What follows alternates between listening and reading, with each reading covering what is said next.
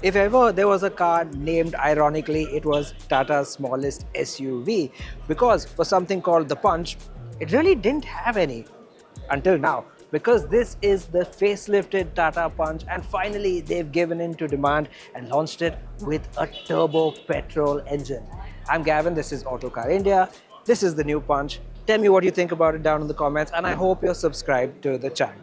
First things first, right up front, that's where most of the changes are. It's a little bit Nexon, it's a little bit Punch EV, and altogether I think it now folds in with the new Tata Motors family face. The grille up here is a lot smaller, a lot slimmer, and these LED elements are very, very distinct. There isn't much of an opening here. All the openings are down there, and this area is a whole lot bigger than before. The headlamp cluster is here. It's all LED this time, and it's more of a vertical arrangement and very, very angular. What you'll also notice is that the bumper is a little bit chunkier. In fact, overall, the car's length has increased by about 49 millimeters. That's almost 2 inches, but that's all down to the bumpers. Mechanically, it's pretty much the same.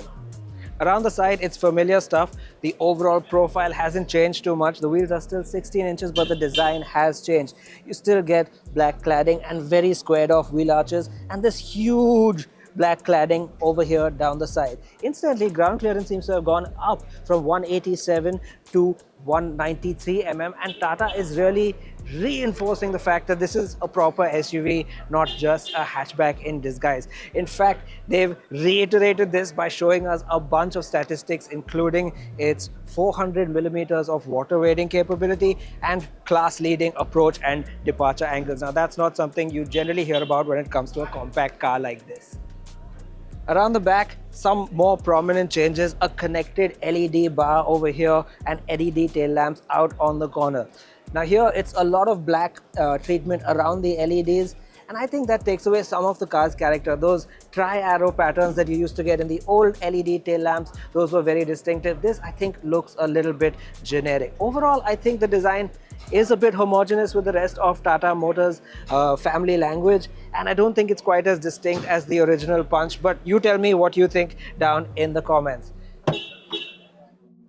Lift up the tailgate and you'll find a 366-litre boot, which Tata Motors says is class leading. And yes, it goes down quite deep over here. Of course, if you opt for the iCNG version, that reduces to 210 litres, I believe. But that's also better than most CNG cars because you have dual cylinder technology and the CNG tanks are under the floor, giving some more space for your boot and luggage. Inside here, surprisingly little has changed, but then again, that's because Tata Motors has always updated its cars throughout their life cycle. So with the facelift this time, it doesn't feel quite as new, but sure, it's still very, very good. You get a 10.25-inch touchscreen up here with the latest Tata Motors infotainment software and a 7-inch digital screen over there, part digital cluster all around. The tachometer is still analog, but it's very informative and it's got loads and loads of information, if a bit small on the font size. The steering wheel is Tata's newer design, and that we've already seen on the Punch EV. And unfortunately, they've replaced the nice rotary knob for the AC controls with these toggle switches and touch controls. I find the old knob system a whole lot better than this, but hey, that's in keeping with Tata Motors' latest design. The dashboard, as before, is this dual tone layered thing, and that in itself is quite a nice effect.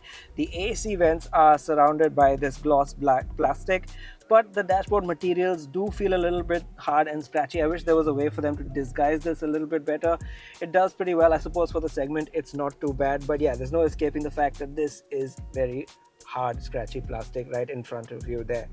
What I do like is what they've done with the seats, which are fabric upholstered. Of course, that's not an issue. They've even added this nice under thigh support extender here, which actually does the job really well, and overall very supportive seats, and this fabric seems very, very high quality.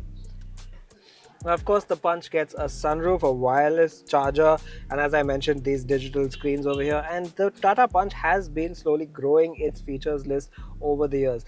Like with the design of the cabin, some of the updates have been introduced earlier, so they don't feel brand new right now. But yes, this car is seriously loaded with this facelift in top spec, guys. Let's take a look at some of those features now.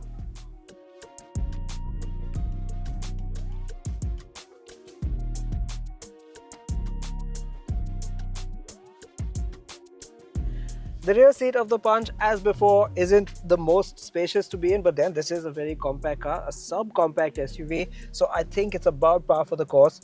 They have scooped out some headroom here, but it is pretty tight. I'm just under 5'8", and yeah, I've just got a little bit of space above my head, so taller passengers, beware. What they have done is a great job on the seat because, like the front, there's a little bit of thigh support extension over here. And you do sit a bit upright, but the seat itself is nice and comfy. There's a nice soft armrest, no cup holders here though, but 3-point seat belts all around and adjustable headrests, at least on the two outside. The thing about the Punch is that it uses its verticality really well, both at the front and at the back, giving you a great view forward and a great view out. So even though it's quite compact back here, you don't feel too hemmed in because, again, the upper upholstery is all very light colored and you're sat at a height that gives you a great view out of these pretty big windows. So all things considered, a pretty comfortable back seat. There's a 15-watt USB-C charger and there are AC vents, which they added, like a lot of things in this car, a little bit earlier. But yeah, that now completes the rear seat package of the Tata Punch. Tata Motors has always been big on safety, and it's no different with the updated Punch. The car has already scored a 5-star Bharat NCAP crash test rating for both adult and child safety, and in one of its own independent tests, Tata Motors even crashed it against a stationary truck at 50 kph and came up with a pretty good result.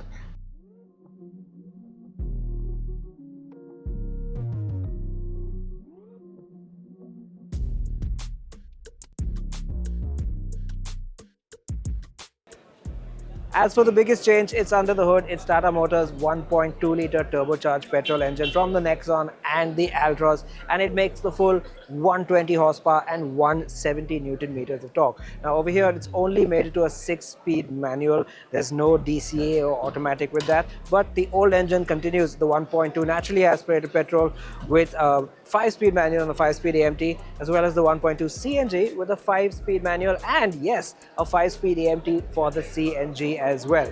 Well, the Tata Punch facelift price starts at 5.59 lakh rupees for the entry-level model, and it goes up to about 8.99 lakh rupees for the 1.2 petrol fully loaded manual.